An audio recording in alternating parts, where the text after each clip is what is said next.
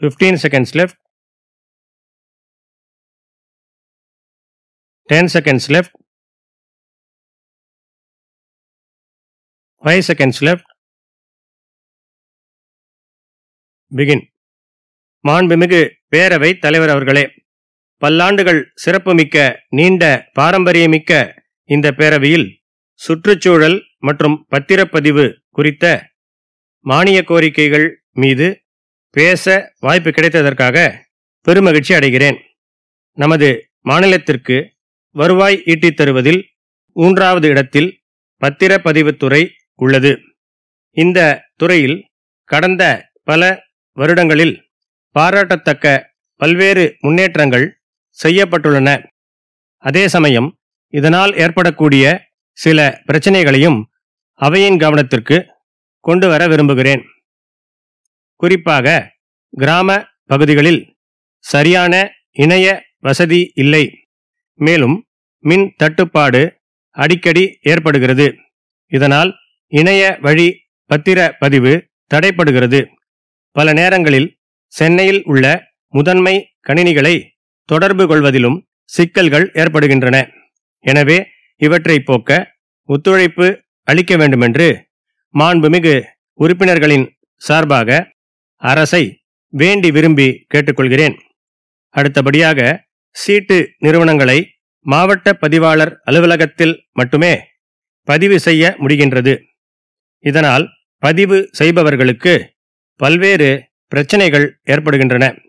எனவே இதனை கருணையுடன் பரிசீலித்து அந்தந்த சார் பதிவாளர் அலுவலகத்திலேயே இத்தகைய நிறுவனங்களை பதிவு செய்ய ஆவண செய்ய வேண்டுமென்று மாண்புமிகு அமைச்சர் அவர்களை கேட்டுக்கொள்ள விரும்புகிறேன். மேலும் பத்திரப்பதிவில் நிலங்களின் வழிகாட்டி மதிப்பீடுகளை நிர்ணயிப்பதில் உள்ள பிரச்சினைகளை அரசின் கவனத்திற்கு கொண்டு வர கடமைப்பட்டுள்ளேன். குறிப்பாக சொல்ல வேண்டுமென்றால், நாகர்கோவில் பகுதியில் பல இடங்களில் நிலத்தின் சந்தை மதிப்பு குறைவாகவும் அரசின் வழிகாட்டி மதிப்பு கூடுதலாகவும் உள்ளது. இதனால் தேவையின்றி மக்கள் அதிக பதிவு கட்டணம் செலுத்த வேண்டியுள்ளது. அதேபோல சிலர் தங்கள் நிலங்களை வங்கிகளில் அடமானம் வைத்து கடன் பெறும்போது நிலத்தின் மதிப்பை செயற்கையாக உயர்த்தி பத்திரப்பதிவு செய்கிறார்கள். இதனால் பின்னர் அருகிலுள்ள நிலங்கள் பதிவு செய்யப்படும் போது இந்த உயர் அளவே அடிப்படையாக கொள்ளப்படுகிறது. எனவே ஒரு சிலரால் அனைத்து மக்களும் பாதிக்கப்படுகிறார்கள். ஆகவே வருவாய் மற்றும் பதிவுத்துறை அலுவலர்கள் கொண்ட குழுவை அமைத்து இவற்றை சீரமைக்க வேண்டுமென்று அன்போடு கேட்டுக்கொள்ள கடமைப்பட்டுள்ளேன். மாண்புமிகு தலைவர் அவர்களே, சுற்றுச்சூழல் துறையை பொறுத்தவரை திருப்பூர் நகரத்தில் சாயப்பட்டறைகள் நிறைய உள்ளன. அவற்றிலிருந்து வெளியேறும் கழிவு நீரால் அங்குள்ள நீர்நிலைகள் பாதிக்கப்படுகின்றன. எனவே அப்பகுதியில் பொது சுத்திகரிப்பு நிலையம் அமைக்க ஆவண செய்ய வேண்டுமென்று இந்த மாமன்றத்தின் வாயிலாக கோரிக்கை வைக்க கடமைப்பட்டுள்ளேன். சுற்றுச்சூழலை பொறுத்தவரை மற்றொரு முக்கியமான கருத்தை மாண்புமிகு முதலமைச்சர் அவர்களின் கனிவான கவனத்திற்கு கொண்டு வர கடமைப்பட்டுள்ளேன். கடந்த சில ஆண்டுகளாக தமிழ்நாட்டில் சுற்றுலா அதிக அளவில் வளர்ந்து வருகிறது. இது மாநிலத்தின் வளர்ச்சிக்கு வழிவகுக்கும் என்று சொன்னால் அது மிகையாகாது. அதே நேரத்தில் மலைவாச தலங்களுக்கு வரும் சுற்றுலா பயணிகள் பிளாஸ்டிக் பைகளை எங்கு பார்த்தாலும் எரிந்துவிட்டு செல்கிறார்கள்.